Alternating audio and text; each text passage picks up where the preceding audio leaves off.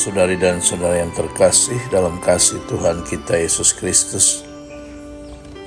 Hari ini kita merayakan hari Minggu biasa yang ke-33 dan Injil yang kita kutip hari ini dari Injil Markus pasal 13 ayat 24 sampai dengan 32. Yesus melihat misinya sebagai penegakan kedaulatan Tuhan, kerajaan dan pemerintahan Tuhan atas dunia, bahkan di dalam hati manusia yang memberontak.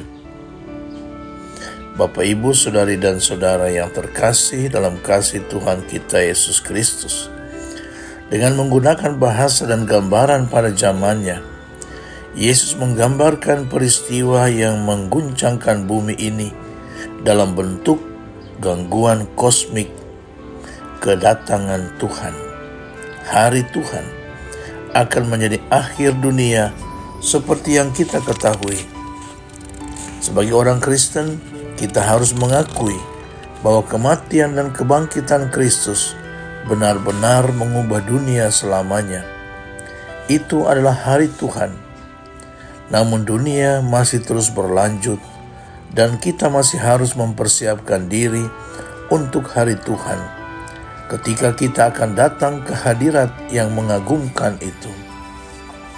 Pertemuan itu hanya dapat digambarkan dalam bentuk keruntuhan dan pergolakan, penjungkir balian dalam hidup. Pada saat kematian, semua realitas yang kita kenal berhenti, bahkan detak jam. Pada saat kematian, waktu tidak lagi memiliki makna. Kita tidak tahu dan tidak perlu tahu kapan atau bagaimana ini akan terjadi. Bagi semua orang, itu pasti akan terjadi.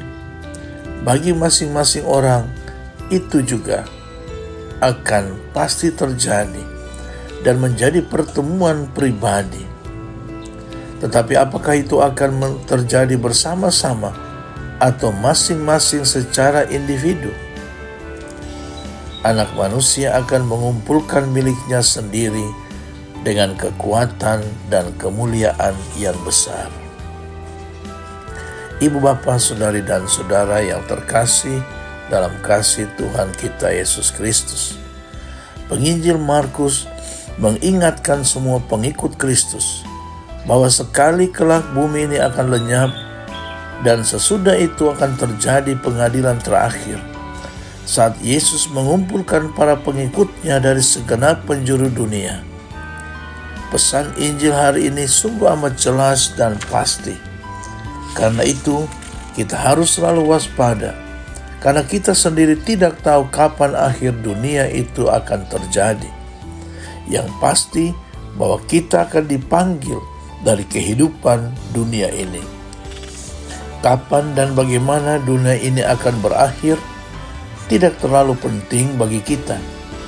Yang lebih penting bagi kita adalah bahwa kita pasti akan meninggalkan dunia ini dan kebahagiaan hidup kekal bergantung dari situasi dan keadaan hati kita ketika kita dipanggil untuk meninggalkan dunia. Kita harus juga menjunjung tinggi kebenaran bahwa kematian kita bukanlah akhir, melainkan merupakan awal dari kehidupan yang sesungguhnya yang tidak akan berakhir. Hidup ini hanya diubah, tetapi tidak dilenyapkan. Kematian hanyalah sebuah pintu gerbang menuju kehidupan yang kekal. Ibu, bapak, saudari dan saudara yang dikasihi Tuhan, Allah pengasih dan penyayang tetap memanggil kita untuk selalu siap apabila saatnya telah tiba. Harapan kita satu-satunya ialah Kristus. Sekalipun dunia akan lenyap, tetapi hidup kita tidak pernah akan lenyap, sebab Yesus Kristus itu tetap hidup dan kita akan hidup bersama Dia.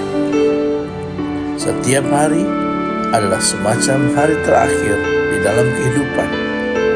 Maka marilah saudari dan saudara yang dikasihi Tuhan terus saja melakukan kebaikan-kebaikan. Amin.